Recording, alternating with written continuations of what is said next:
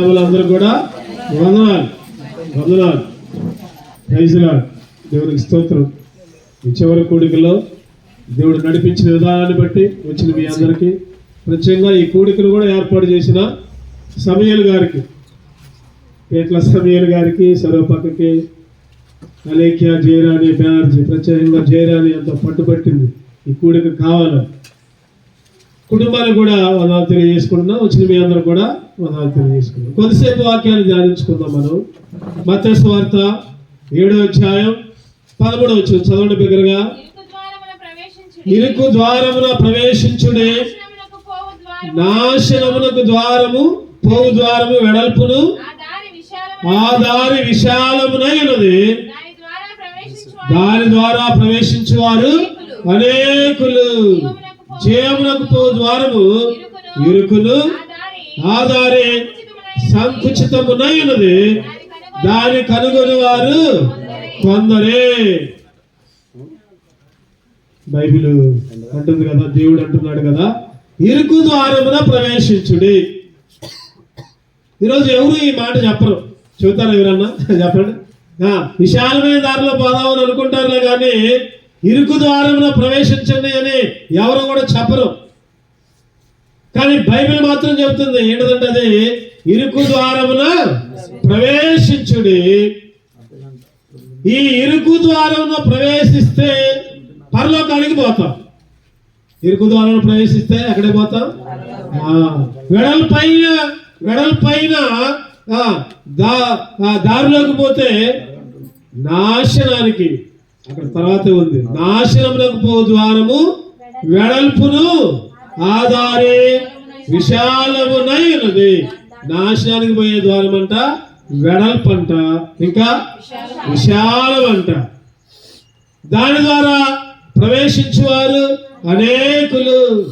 అంటే విశాలమైన దారిలోకి పోయే వాళ్ళు చాలా మంది ఉన్నారు. ఎందుకంటే వాళ్ళకి మార్గంలో ఏ ఆటంకాలు ఉండకూడదు, ఏ ఇబ్బందులు ఉండకూడదు. వెడల్పైన దారి కోరుకుంటారు. వెడల్పైన దారి అంటే చెప్పండి ఏంటి? ఇరుకైన దారి అంటే, ఇరుకైన దారి అంటే కష్టాలు, నష్టాలు, ఇబ్బందులు, ఇరుకులు, శోధనలు, శ్రమలు అన్ని ఇవన్నీ ఇరుకు ద్వారం. ఈరోజు చాలా మంది అనుకుంటారు కదా, యేసుక్రీస్తుని నమ్ముకుంటే నాకన్నీ మేళ్ళే జరుగుతాయి అని అనుకుంటారు. యేసుక్రీస్తు మతంలోకి పోతే మాకన్నీ ఆశీర్వాదాలే, మా రోగాలు పోతాయి, మా పాపాలు పోతాయి, లేదా మాకన్నీ మేలు జరుగుతాయి అనుకుంటారు. జరుగుతాయి, ఒక్కొక్కసారి జరగవు, ఒక్కొక్కసారి జరగవు. యేసుక్రీస్తు నమ్ముకుంటే కష్టాలు వస్తాయి, ఇబ్బందులు వస్తాయి, ఇరుకులు వస్తాయి. కానీ చివరికి అది ఎక్కడికి తీసుకుపోద్ది చెప్పండి? పరలోకానికి తీసుకుపోద్ది. ఈ కష్టాలు, ఈ ఇబ్బందులు, ఈ ఇరుకులు పరలోకానికి తీసుకెళ్తాయి. మాకు ఇరుకుందిలే, ఇక్కడ కష్టాలు వస్తున్నాయిలే, ఇక్కడ బాధలు వస్తున్నాయిలే, ఇక వద్దులే. ఒక అక్క వృద్ధురాలు వచ్చింది మందిరానికి వచ్చింది చాలా సార్లు వచ్చింది, ఆదివారాలు వచ్చింది, ముందే వచ్చేది.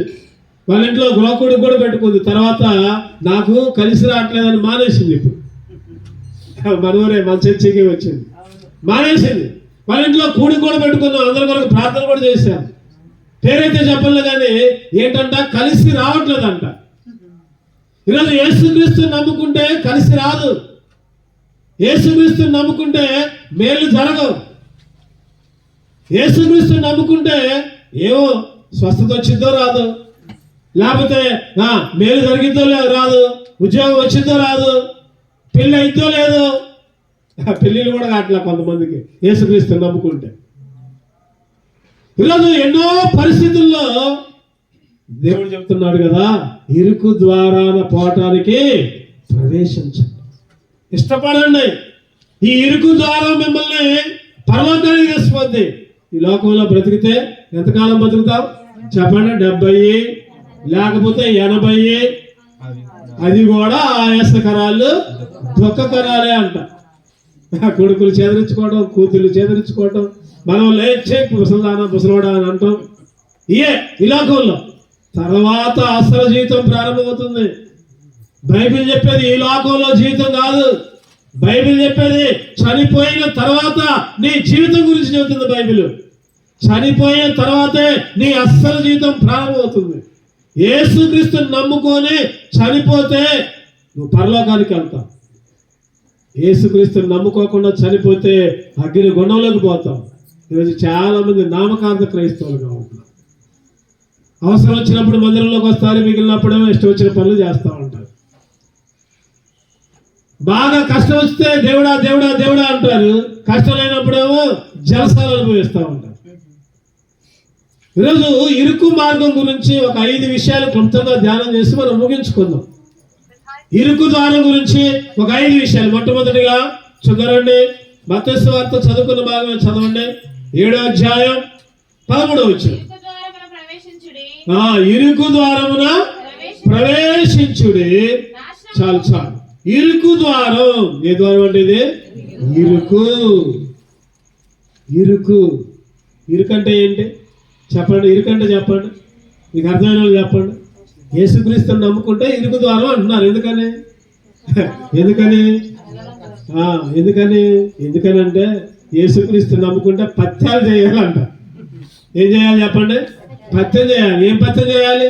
శారీరకంగా రోగం వస్తే చికెన్ తినకూడదు, లేకపోతే అవి తినకూడదు, ఇది తినకూడదు, టాబ్లెట్లు వేయాలి, ఆ కూర తినకూడదు, ఈ కూర తినకూడదు. కానీ యేసుక్రీస్తుని నమ్ముకుంటే ఏం పత్యం చేయాలంటే సినిమాలు చూడకూడదు, ఇంకా సీరియల్ చూడకూడదు, ఇంకా పాపం చేయకూడదు, అబద్ధం ఆడకూడదు, దొంగతనం చేయకూడదు, మాయ చేయకూడదు, బూతులు మాట్లాడకూడదు. ఇవన్నీ యేసుక్రీస్తు నమ్ముకుంటే ఇవన్నీ చేయాలి. అబ్బో మేము చేయలేములే, మాకు లేస్తే అబద్ధాలే, మాకు లేస్తే బూతులే, అందుకని మేము ఆ మతంలోకి రాము. ఒక అక్క అడిగింది నన్ను, ఒక ప్రాంతంలో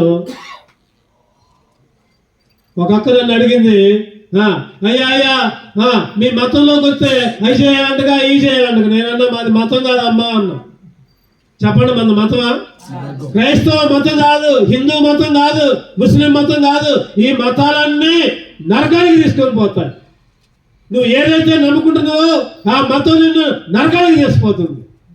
యేసుక్రీస్తు మతాన్ని స్థాపించడానికి రాలా. బైబిల్లో ఎక్కడా చెప్పలా, ఇగో నేను ఫలానా మతాన్ని తీసుకొని వచ్చాను చెప్పలా బైబిల్లో.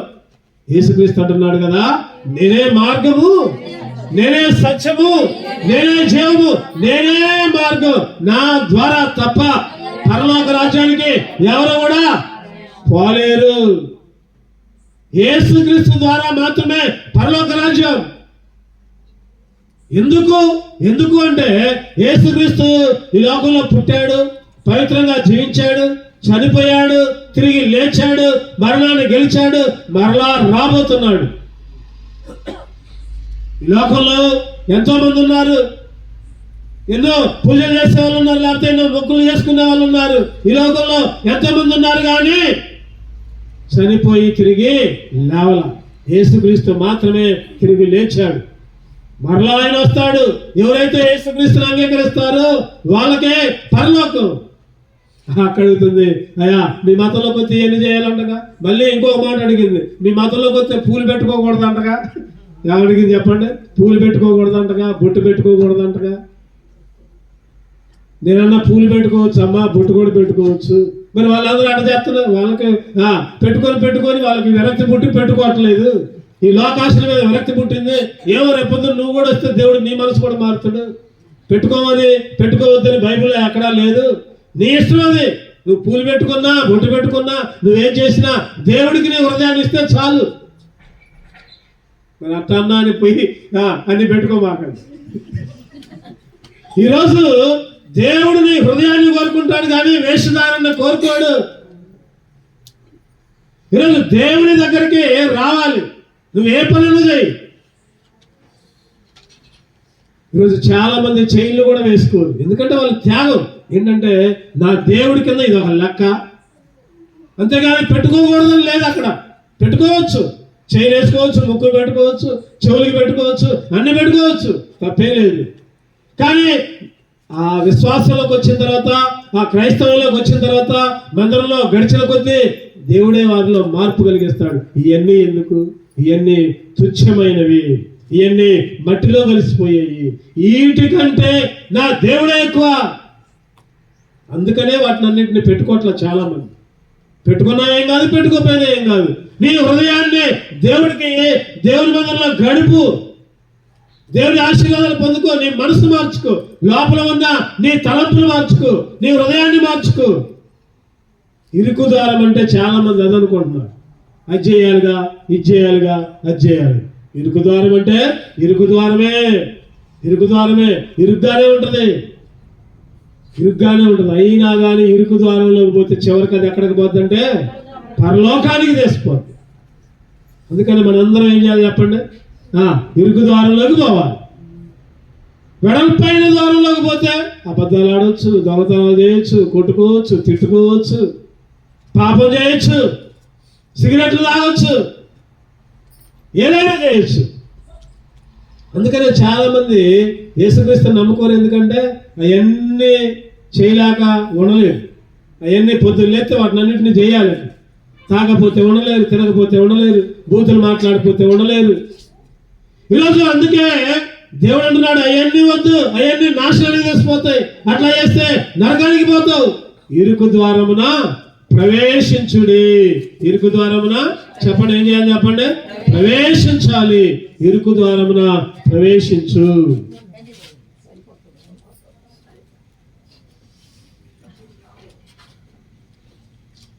ఇరుకు ద్వారాన్ని దేవుడు ప్రవేశించమంటున్నాడు. ఒకటోది ఏంటంటే ఇరుకు ద్వారం ఇరుగ్గానే ఉంటుంది. కష్టాలు వస్తాయి, ఇబ్బందులు వస్తాయి, ఇరుకులు వస్తాయి, శోధనలు వస్తాయి. అయినా కూడా దేవుణ్ణి నమ్ముకు.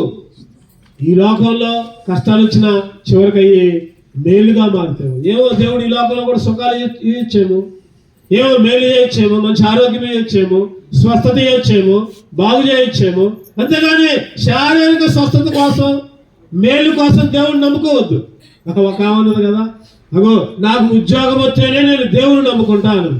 ఒక వస్తున్నా, నాకు ఉద్యోగం వస్తేనే, నాకు పెళ్ళి అయితేనే, నాకు పిల్లలు పుడితేనే, నా రోగం బాగైతేనే. ఇట్లా పందాలు పెట్టమాకు. ఇట్లా పందాలు పెడితే అగ్నిగుండంలోకి పోతాం, నరకంలోకి పోతాం. నువ్వు దేవుడిని నమ్ముకో, దేవుడు నీకు కార్యాలు చేస్తాడు ఖచ్చితంగా. దేవుడి మీద నీ హృదయాన్ని ఆధారపడు, దేవుడు నీకు ఖచ్చితంగా మేలు చేస్తాడు. నీ హృదయాన్ని దేవుడు ఖచ్చితంగా నిన్ను ఆశీర్వదిస్తాడు. అంటే అది కావాలని ఇది చేస్తే అది రాదు, ఇది రాదు, అవ్వరాదు, గోవరాదు. ఈరోజు దేవుడి మీద విశ్వాసం ఉంచు. దేవుడు నీకు ఏది కావాలో అది ఇస్తాడు ఖచ్చితంగా. ఒకటోది ఇరుకు ద్వారం. చెప్పండి, ఇరుకు ద్వారం. ఆ ఇరుకు ద్వారంలోకే రావాలి. ఇరుకు ద్వారంలోకే రావడానికి ప్రయత్నం చేయాలి మనం.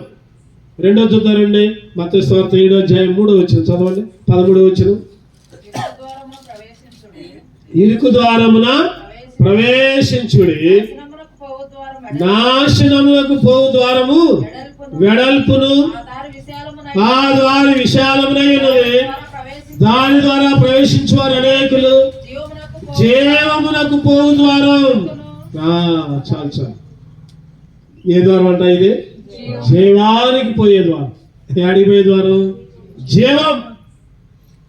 మరణానికి కాదు, చావుకు కాదు, కీడుకు కాదు, జీవానికి పోయే మార్గం. జీవం అంటే చెప్పండి, జీవం అంటే నిత్య జీవం, పరలోక రాజ్యం. ఈరోజు మనం నమ్ముకున్న దేవుడు పరలోకానికి తీసుకెళ్లేవాడు, నిత్య జీవానికి తీసుకెళ్లేవాడు, నిత్య జీవానికి ఇచ్చేవాడు. జీవ మార్గములకు పోయే ద్వారం. ఎప్పుడో యూత్ క్యాంపస్ జరిగినప్పుడు కొంతమంది వచ్చారనుకోండి. ఇక్కడ ఎట్లా ఉంటుంది చెప్పండి? ఆ క్యాంపస్ నుంచి ఈ క్యాంపస్లోకి రావాలంటే నెట్టుకుంటూ రావాలి. ఇరుకిరుగ్గా రావాలి. అందరూ ఒకేసారి గుంపులుగా రావాలి. అన్నం తినేటప్పుడు ఇరికే, చేయి గడుక్కునేటప్పుడు ఇరికే, మీటింగులో ఇరికే, లోపల పండుకునేటప్పుడు ఇరికే. వచ్చిన వాళ్ళకి తెలిసింది, చూసుంటారు. ఆ ఇరుకు ద్వారంలో చాలా మంది వచ్చి లక్షల మంది బాప్తిస్తాలు తీసుకున్నారు. ఆ ఇరుకు ద్వారంలోకి వచ్చి బాప్తిస్తాలు తీసుకొని జీవ మార్గానికి సిద్ధపడ్డారు. ఈరోజు ఇరుకు ద్వారం ఎక్కడికి తీసుకుపోతుంటే జీవానికి తీసుకుపోతుంది, జీవమునకు తీసుకుని పోతుంది. జీవానికి మార్గం అంట. జీవానికి ఇర్మియా గ్రంథం 21:8. ఇర్మియా గ్రంథం ఇర్మియా 21:8. ఈ ప్రజలకు నీవిట్లను 645 పేజీ నంబర్.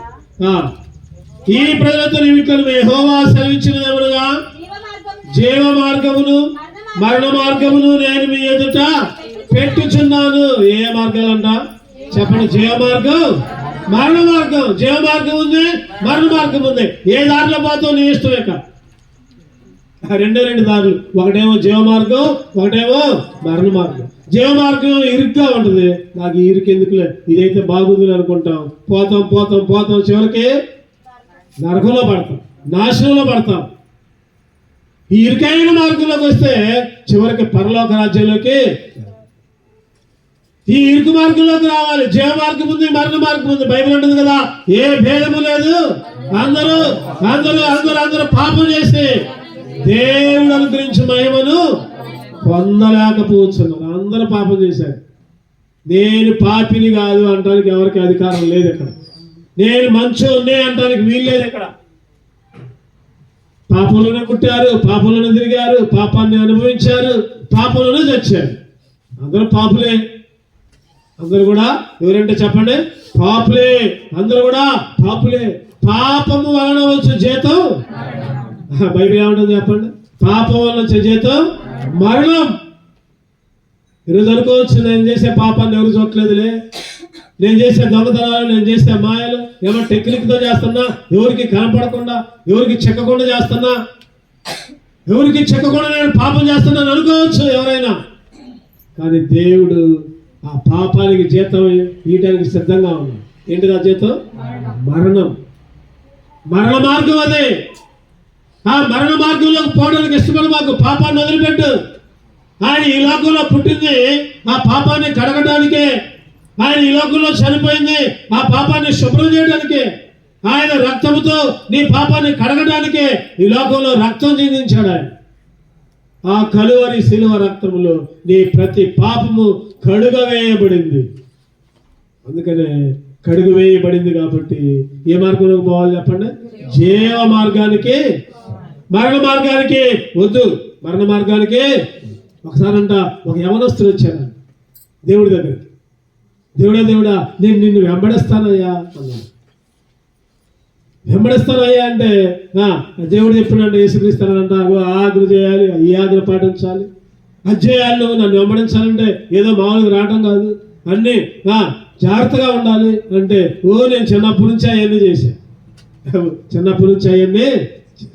అయితే దేవుడు అన్నాడు కదా, నీకు ఒకటి కొదువగా ఉన్నది, నీకు ఒకటే కొదువుగా ఉన్నది, నీ ఆస్తిని అమ్మి పేదలకి. ఆ మాట చెప్పగానే ముఖం శనపుచ్చుకోండి, తలంచుకున్నాడంట, ముఖం శనపుచ్చుకున్నాడా, వెనక్కి పోయిందంట. నిన్ను వెంబడించమంటే నా ఆస్తిని ఇవ్వమంటవా, నా సమయాన్ని ఇవ్వమంటవా, లేకపోతే నా బలాన్ని ఇవ్వమంటవా? ముఖం శనపుచ్చుకున్నాడు. తర్వాత యేసుక్రీస్తు ఒక మాట అంటాడు,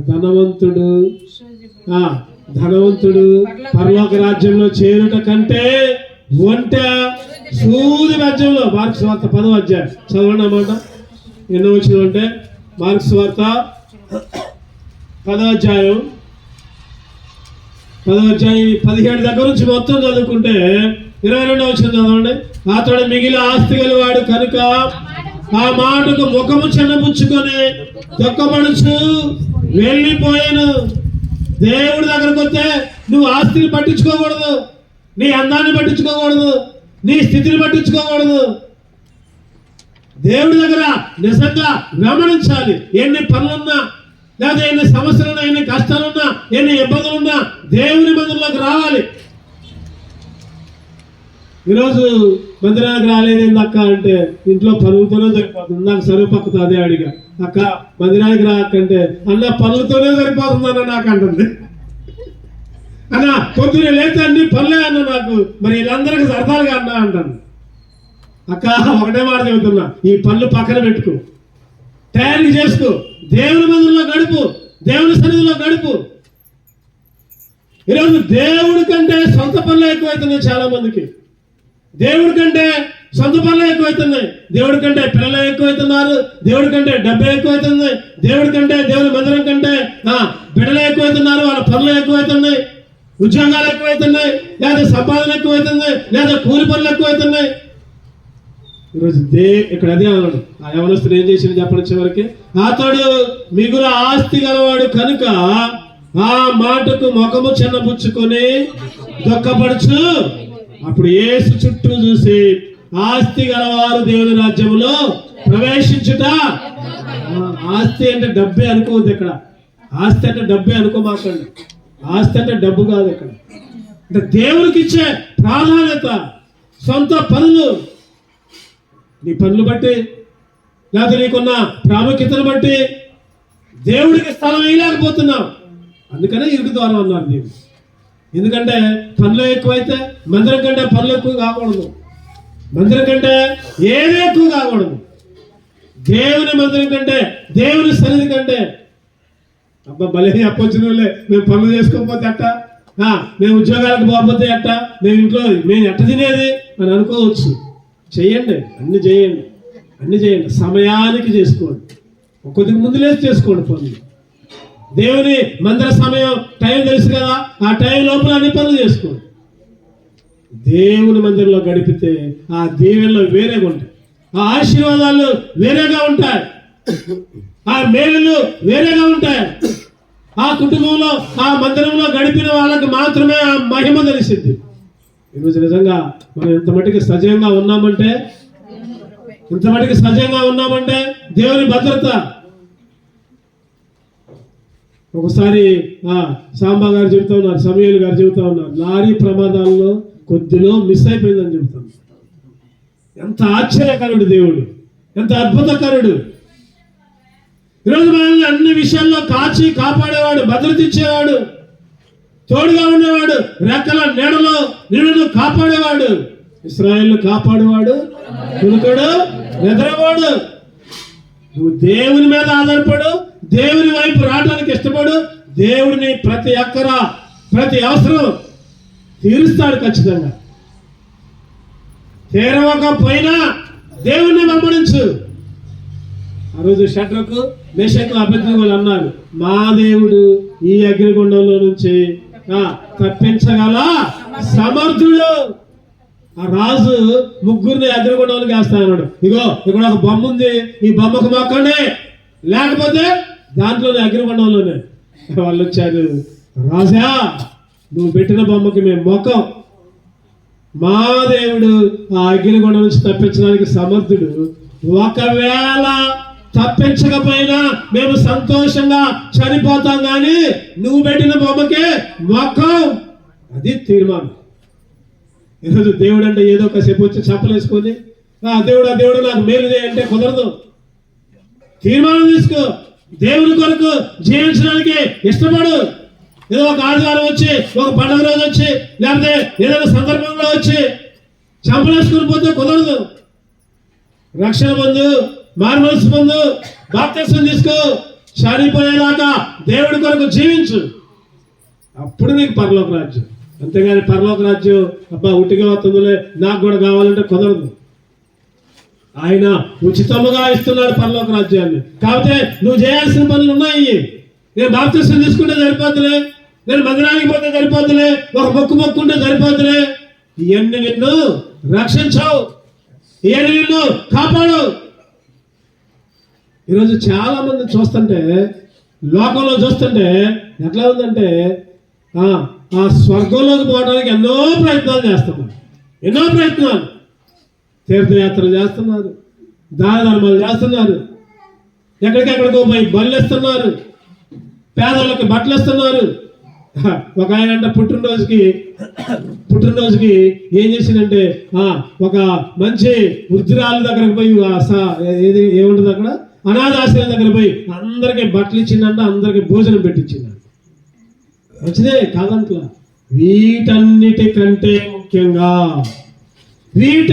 ముఖ్యంగా యేసుక్రీస్తుని నమ్ముకో, అంగీకరించు, మారుమనసు పొందు, బాప్తిస్మం తీసుకున్న తర్వాత చనిపోయిన దాకా వెంబడించు ఆయన్ని. మధ్యలో అటు పోగాకు ఇటు పోగాకు. ఈరోజు చాలా మంది పుణ్యం రావాలని రకరకాల డ్రెస్సులు, తెల్ల డ్రెస్సులు వేస్తున్నారు, కొంతమంది ఎర్ర డ్రెస్సులు వేస్తున్నారు, కొంతమంది నల్ల డ్రెస్సులు వేస్తున్నారు, రకరకాల డ్రెస్సులు వేస్తున్నారు. ఎందుకు? పుణ్యం రావాలని, పరలోకం పోవాలని. ఇదేదో 10 రోజులు, 20 రోజులు, 30 రోజులు, 40 రోజులు, లేదా 100 రోజులు, లేదా 1 సంవత్సరము పండుగలప్పుడు కాదు. ఇది నువ్వు రక్షణ పొందావంటే, బాప్తిస్మం తీసుకున్నావంటే చనిపోయేదాకా చెడు జోలికి బామాకు. చెడు ఆలోచనలు, చెడు తలంపులు, చెడు మాటలు, చెడు క్రియలు అన్నిటినీ దూరంగా పెట్టు. అన్నిటికీ దూరంగా పెట్టు. అప్పుడే నీకు పరలోక రాజ్యం. అందుకనే ఇది జీవ మార్గం. ఏ మార్గం చెప్పండి? ఇది జీవ మార్గం. ఈ జీవ మార్గంలోకి రావడానికి ప్రయత్నం చేయి. ఈ జీవ మార్గంలోకి రావడానికి ప్రయత్నం చేయి. ఇరుకు మార్గంలోకి రావడానికి ప్రయత్నం చేయి. మూడోది చూద్దారండి. మూడోది మత్తయి సువార్త 7వ అధ్యాయం 13వ వచనం. ఇరుకు ద్వారమున ప్రవేశించుడి, నాశనమునకు పోవు ద్వారము వెడల్పును ఆ దారి విశాలమును అయినది, దాని ద్వారా ప్రవేశించువారు అనేకులు. జయమునకు పోవు ద్వారం ఇరుకును, ఆ దారి సంకుచితమునై. మూడోది ఏంటంటే సంకుచితము. చిన్నది. చెప్పండి, సంకుచితం అంటే ఏంది? తక్కువది. సంకుచితం అంటే చిన్నది, అంటే వేరు చేయబడింది, దూరంగా ఉంచబడింది. ఈరోజు చాలా మంది అంటారు కదా, యేసుక్రీస్తు తక్కువ కొలవల దేవుడయ్యా అంటారు. ఫోన్ ఆఫ్ చేయి సాంబా, బయటికి పోయి మాట్లాడాలి. రాత్రి కాల సమయంలో సంకుచితమైన చాలా మంది అంటూ ఉంటారు, తక్కువ కులంలో దేవుడయ్యా యేసుక్రీస్తు. అసలు కులాలు ఎవరు చెప్పారండి? అసలు ఆ చరిత్ర పరిశీలన చేస్తే అందరికీ ఒకరి దగ్గర నుంచే వచ్చారంట. తల్ల నుంచే కొంతమంది వచ్చారంట, తర్వాత పొట్టల నుంచి కొంతమంది వచ్చారంట, తర్వాత కాళ్ళ నుంచి, మోకాళ్ళ నుంచి కొంతమంది వచ్చారంట, కాళ్ళ అడుగు భాగం నుంచి కొంతమంది వచ్చారంట. అడుగు భాగం నుంచి వచ్చిన వాళ్ళు తక్కువ కులం అంట, పైనుంచి వచ్చిన వాళ్ళు గొప్ప కులం అంట. ఇవన్నీ మనుషులు పెట్టుకున్నారు. ఇవన్నీ ఎవరిని కోసినా రక్తం తెల్లగా ఉంటుందా, ఎర్రగా ఉంటుందా? చెప్పండి. ఎర్రగానే ఉంటుంది, తెల్లగా ఉండదుగా. గొప్ప కులమైనా, ఏ కులమైనా, ఏ మతమైనా, ఎంత రాష్ట్రమైనా, ఎంత అధికారమైనా, ఈరోజు కులాలు, మతాలు మనుషులు పెట్టుకున్నారు. వాటి ఆచారాలు మనుషులు పెట్టుకున్నారు. యేసుక్రీస్తు అందరికీ ప్రభువుని బైబిల్ చెబుతుంది. చెప్పండి, యేసుక్రీస్తు అపొస్తలుల కార్యాలు 10వ అధ్యాయంలో ఆ కొర్నేలి ఇంట్లో మీటింగ్ అప్పుడు 36వ వచనం అనుకుంటా, యేసుక్రీస్తు అందరికీ ప్రభు, యేసుక్రీస్తు అందరికీ ఉపకారాన్ని కీర్తనలో చెప్తుంది. యేసుక్రీస్తు అందరికీ ఐశ్వర్యం ఇచ్చాడు. యేసుక్రీస్తు అందరికీ కృప చూపించాడు. ఇవన్నీ బైబిల్లో ఉన్నాయి. ఇవన్నీ యేసుక్రీస్తు నమ్ముకున్నా వానొచ్చింది, నమ్ముకోకపోయినా వానొచ్చింది. సూర్యుడు, చంద్రుడు అందరికీ వస్తాయి. ఈరోజు సృష్టికర్తలు మానేస్తున్నారు, సృష్టిని పూజ చేస్తున్నారు. సంకుచితం, తక్కువది. ఆ రోజు కొద్దిగా ఉంది పిండి. ఏ పిండి? విధవరాల దగ్గర పిండి కొద్దిగా ఉంది. అప్పం కొద్దిగా ఉంది, నూనె కొద్దిగా ఉంది. ఏమైందని చెప్పండి? చివరికి పెరిగిపోలా, సమృద్ధి అయిపోయింది. ఎంత తిన్నా తరిగిపోట్లా. 1 రాజులు 17వ అధ్యాయం అనుకోండి. 2 రాజులు 4వ అధ్యాయంలో కూడా ఆ విధవరాలి కంట చిన్న పాత్ర ఉందంట. అన్ని పాత్రలు తెచ్చుకో, నూనె నింపమ్మా, పోస్తున్నా కొద్దికి వస్తూనే ఉంది. కొద్దిగా ఉంది అక్కడ నూనె, పోస్తున్నా కొద్దికి ఓరుతూనే ఉంది. అన్ని పాత్రలు నిండిపోయా, ఇంకా మిగిలింది. ఈరోజు నువ్వు ఏదైతే తక్కువ చూపు చూస్తున్నావో అదే నిన్ను మింగిద్ది. జాగ్రత్త. ఈరోజు దేన్నైతే నువ్వు సంకుచితంగా భావిస్తున్నావో అదే నీ నాశనానికి, నీకు అగ్నిగుండాన్ని తీసుకొని వచ్చింది, నరకాన్ని తీసుకొని వచ్చింది. నువ్వు బ్రతికినప్పుడు ఏమి కనపడకపోవచ్చు, జీవితంలో నీకు ఏది కనపడకపోవచ్చు, తర్వాత తెలిసింది. ఒక ఆయన నరకంలో బతికినప్పుడే ఇష్టం వచ్చినట్టు బతికిండు. ఉదాహరణకు బట్టలు అంట, రొట్టె మొక్కలు తినడంట, కింద పడ్డ ఏరుకున్నాడు. ఎవరు? లాజరు. చచ్చిపోయిన తర్వాత అస్సలు తారుమారైంది పరిస్థితి. ఈ ధనవంతుడేమో అగ్నిగుండంలోకి పోయిండు. చెప్పండి, లాజరేమో పరలోకానికి పోయిండు. నువ్వు ఈ లోకంలో దరిద్రత అనిపిస్తున్నావేమో, ఈ లోకంలో నీ కొడుకులు, నీ కూతురు చుట్టలేదేమో, నువ్వు ఒంటరిగా ఉన్నావేమో, లేదా నీకు ఆదరణ లేకున్నావేమో, లేదా నీకు భర్త లేడేమో, లేదా భార్య లేదేమో, పిల్లలు లేదేమో, ఎవరైనా పట్టించుకోవట్లేదేమో, దేవుడి దగ్గరకు రా. దేవుడు నేను ఏం చేస్తాడంటే అబ్రహాము రొమ్మున ఆనేస్తాడు, అబ్రహాము రొమ్మున పరలోకంలో చేరుస్తాడు. విశ్వాసం ఉంచుకో, నమ్మకం ఉంచుకో. సంకుచితం అని అనుకో మాకు, తక్కువదే అని అనుకో మాకు. నేను చదువుకునేటప్పుడు 10వ తరగతిలో ఒక పద్యం ఉంది, ఎంతెంతాయి ఒటుడు ఎంతాయి అనే పద్యం ఉంది. కొద్దిగా వచ్చిందంట, చివరికి మొత్తం ఆక్రమిస్తున్నాడు. ఈరోజు ఇరుకు ద్వారంలో ప్రవేశించడానికి ఇష్టపడు. అదేం చేసిందంటే పరలోకానికి తీసుకెళ్ళి జీవ మార్గంలోకి ప్రవేశించడానికి ఇష్టపడు, మరణం నుంచి తప్పించి. సంకుచితము అని అనుకో మాకు. ఈ సంకుచితమే నీకు రెట్టింపు మేలులు, రెట్టింపు ఆశీర్వాదాలు నీకు ఇచ్చింది. 4వదిగా చదువురండి. 4వదిగా మత్తయి సువార్త 7:14. మత్తయి సువార్త 7 ముగించుకుందాం ఒక 10 నిమిషాల్లో. 7:14 ఇరుకు ద్వారమున ప్రవేశించుడి, నాశనకు పో ద్వారమున వెడల్పును, ఆ దారి విశాలమైనది, దాని ద్వారా ప్రవేశించేవారు అనేకులు. జీవనకు పో ద్వారము ఇరుకును, ఆ దారి సంకుచితమైనది, దాన్ని కనుగొనే వాళ్ళు కొందరే. ఎంతమంది అంట? కొందరే. అందరికీ పోదాం అనుకుంటారు కానీ కొందరే పోతారు. దాంట్లో కొందరికే ప్రవేశం, అందరికీ కాదు. 10 మంది పోయారు బుద్ధి, కన్యకులు 10 మంది పోయారు, బుద్ధి లేని వాళ్ళు పోయారు, బుద్ధి కలిగిన వాళ్ళు పోయారు. చివరికి ఎవరు మిగిలారు చెప్పండి? 5గురే మిగిలారు. 10 మంది పోయారు, 5గురే మిగిలారు. ఇక్కడ ఒక 40 మంది ఉంటే 20 మందే పోతారు పరలోకానికి. 20 మంది ఎడబడతారు. ఏ పేరు నేను చెప్పను. ఏమో తర్వాత దారి తప్పితే నేనే నరకానికి పోవచ్చేమో చెప్పలేం. యేసుక్రీస్తు వచ్చేదాకా నేనైనా నువ్వైనా ఎవరైనా నమ్మకంగా చేయొచ్చు. కనుగొనేవారు కొందరే, కొందరికి మాత్రమే ఈ పరలోకం, కొందరికి మాత్రమే. ఎవరైతే ఆ దారిలోకి పోతారు, పెద్ద పెద్ద స్పీకర్లు కావచ్చు, పెద్ద పెద్ద ప్రసంగికులు, గొప్ప గొప్ప అయ్యగారులు కావచ్చు, తప్పు చెప్తే వాళ్ళు కూడా నరకానికి. ఒకసారంట ఒక ఆయన కళ వచ్చిందంట. ఆ కళలో పరలోకానికి పోయిందంట. పరలోకానికి పోతే దేవదత్త పట్టుకొని తీసిపోతుందంట. అయ్యా నాకు పరలోకం చూపియ్యా, నాకు నరకం చూపియ్యా అని అడిగిందంట. పరలోకానికి తీసిపోయిందంట. ఒక్కొక్కరికి ఒక్కొక్క ఇల్లు చూపించిందంట. ఎవరైతే యేసుక్రీస్తుని నమ్ముకుంటారో వాళ్ళందరికీ ఈ ఇల్లు అయ్యా, బంగారు పిల్లు అయ్యా. ఒక్కొక్కరికి ఒక ఇల్లు. ఆకలి ఉండదు, దప్పిక ఉండదు, చీకటి ఉండదు, బాధ ఉండదు, రోగం ఉండదు, కన్నీరు ఏమాత్రం కూడా ఉండదు. ఇక్కడైతే చెప్పండి, ఒకరోజు ఏడుస్తాం, ఒకరోజు నవ్వుతాం. కలిసి వస్తేనేమో నవ్వుతాం, ఏదైనా కష్టం వస్తేనేమో అందరం ఏడుస్తాం. కానీ పరలోకంలో ఆకలి ఉండదు, చీకటి ఉండదు, రోగం ఉండదు, కన్నీరు ఉండదు. చూపించిందంటే ఇవన్నీ యేసుక్రీస్తుని నమ్మిన వాళ్ళకే ఇవన్నీ. అయ్యా మరి నరకం కూడా చూపియ్యా అని అడిగినాను. నరకంలోకి పోయినాను. పోయి చూపిస్తాను. వాళ్ళందరూ చూసినవా? వాళ్ళందరూ భూలోకంలో పాపాలు చేశారు. వాళ్ళు మలమలాలు ఆడిపోతున్నారు. వాళ్ళకి చావు ఉండదట, అగ్ని ఆడదు, పురుగు చావు, జీవితకాలం వాళ్ళు ఏడవడమే వాళ్ళ పని. అక్కడ ఏడ్పును పండ్లు కొరకటయు. కొద్దిగా దగ్గర పోయి చూసిందంట. దగ్గర పోయి చూస్తే ఆ నరకంలో ఉన్న ఒక ఆయన గుర్తుపెట్టిండంట. ఎవరంటే ఆయన పెద్ద పాస్టర్ గారు అంట. చెప్పండి ఎవరైనా? ఓ అయ్యగారు మీరు వచ్చారేంది ఇక్కడికి? అయ్యగారు మీరు వచ్చారేంది ఇక్కడికి? అరమాకులరే అయ్యగారు పెరిగిపోతుంది ఇక్కడ.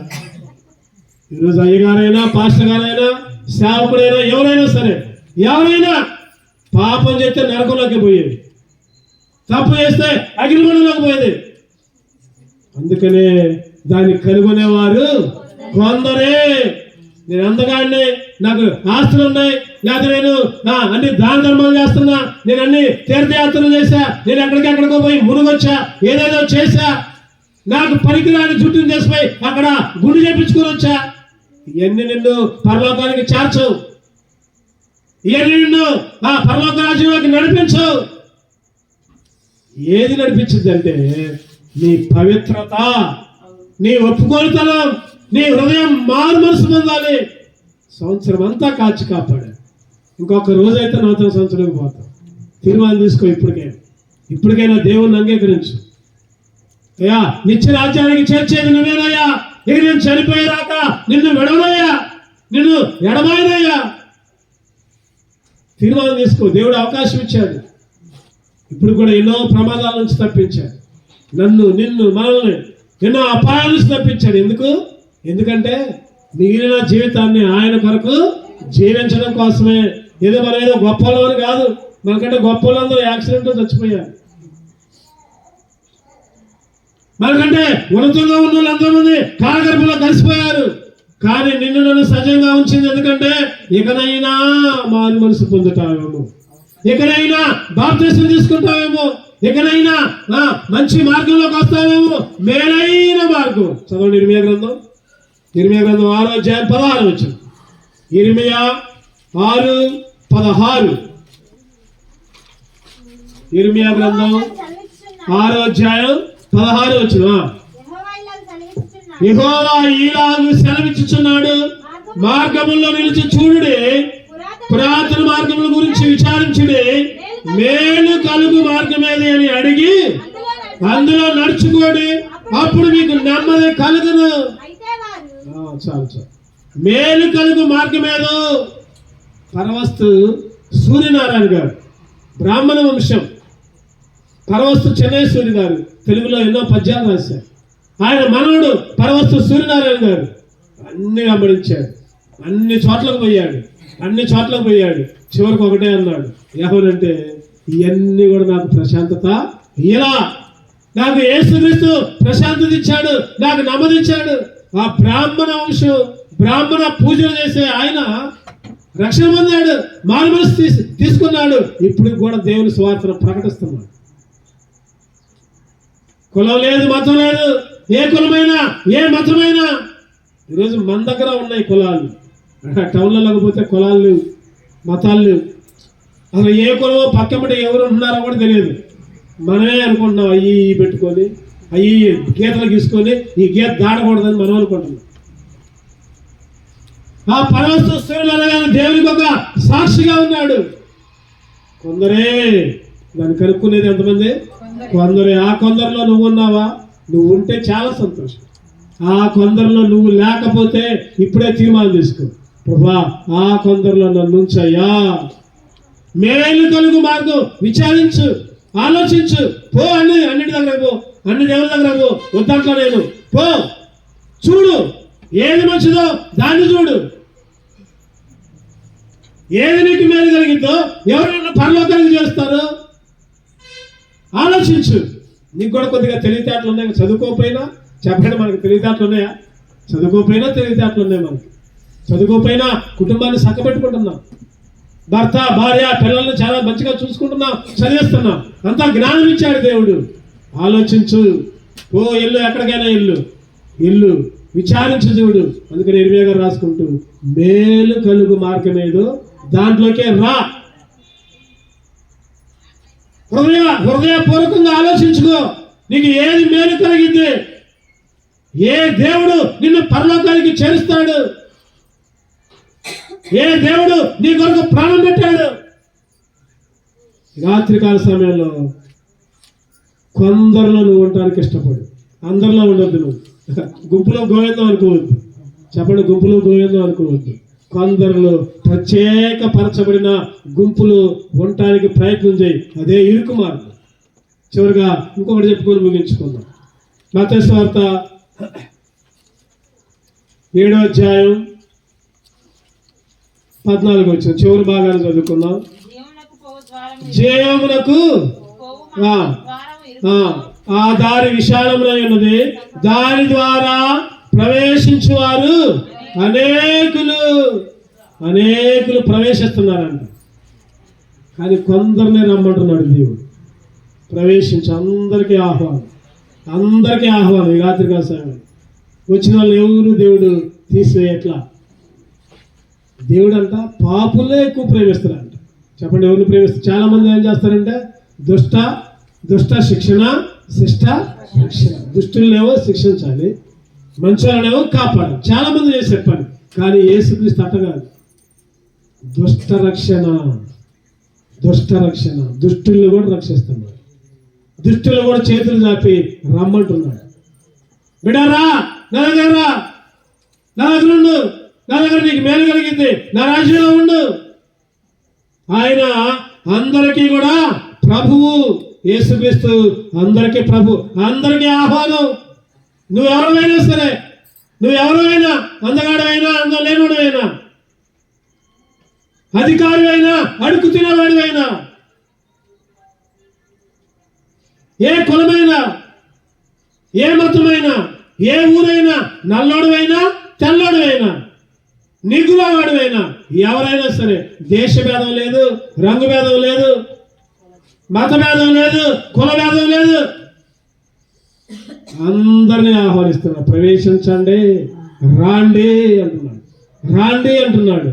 రాండి అనములోనే రావాలంటే చెప్పండి, కొన్ని వదిలిపెట్టాలి. నీకు పరలోక రాజ్యం రావాలంటే నువ్వన్నీ చేసుకున్న పరలోక రాజ్యం అంటే రాదు. కొన్ని వదిలిపెట్టాలి.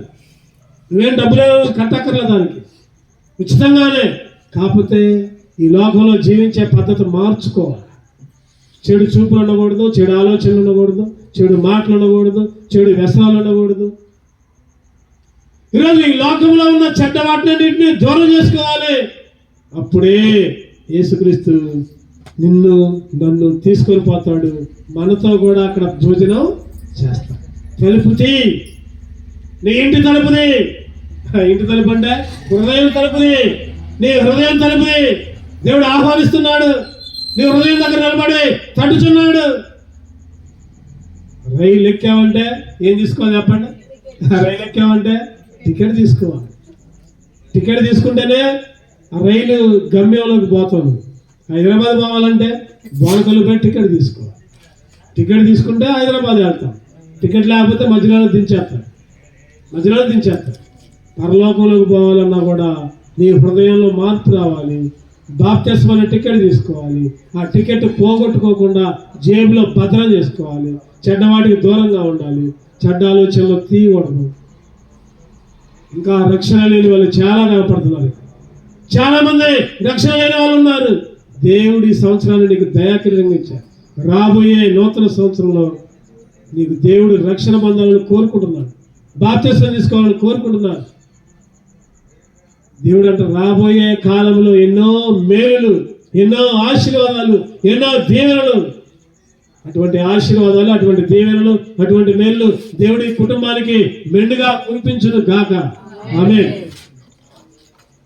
ఈ కుటుంబంలో బిడ్డల్ని దేవుడు దీవించి ఆశీర్వదించును గాక. ఈ కుటుంబంలో దేవుడు తన నిండారు భయభక్తులు దేవుడి కుటుంబానికి బిడ్డలకి అనుగ్రహించును గాక. ఆ విధంగా ఉండాలని మనం ప్రయత్నం చేయాలి, ప్రార్థన చేయాలి. ఈ కుటుంబమే కాదు, నీ కుటుంబం కూడా, నువ్వు, నీ పిల్లలు, నీ భర్త, నీ భార్య, నీ పిల్లలు కూడా దేవునిలో ఉంటే పరలోక జీవ గ్రంథంలో నీ పేరుంటే చాలు.